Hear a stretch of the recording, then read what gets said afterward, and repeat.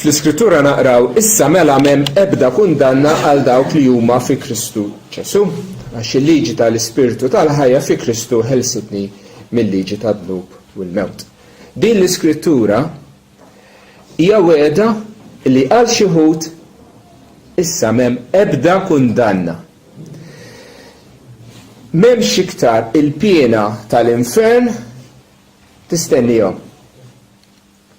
Mhux għal kulħadd tot, imma kif jgħid l-istess vers għal dawk li huma fi Kristu Ġesu, għal dawk li huma ġenwinament Kristjani, għal dawk li l-Ispirtu Santu wellet mill-ġdid, għal dawk li verament jemnu fi Kristu.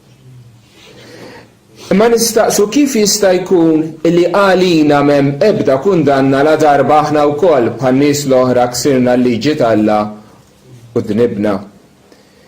Infatti l-istess Apostlu Pawlu fl-istess epistola jagħmilha ċara illi l-għadab tal-Alla jidher mis-sema kontra kull ħażen u deni tal-bnedmin.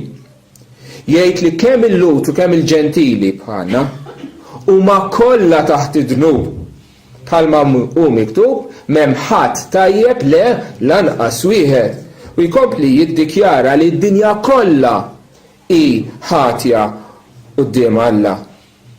Imma issa li aħna fi Kristu Ġesu kollox inbidel.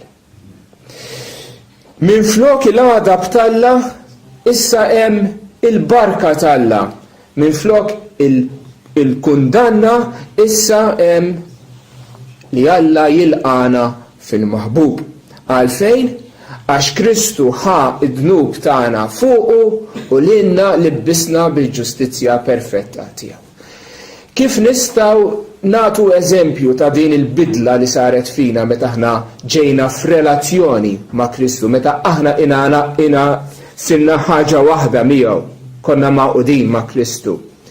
Immaġinaw tfajla illi għandha skos dejn fuqha.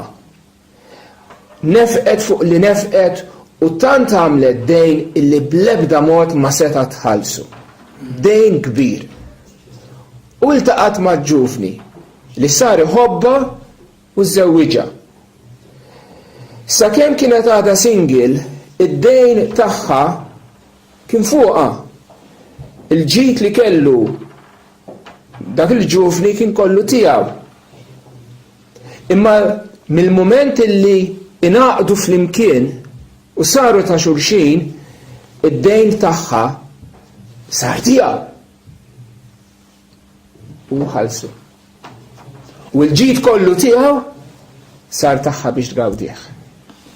Il-ħobs u l-inbid illi se naqsmu bejnietna juri il-prezz li ħallas il-feddej tagħna biex aħna llum nistgħu nifirħu fiċ-ċertezza u l-assigurazzjoni li għalina minħabba fih m'hemm ebda kundanna.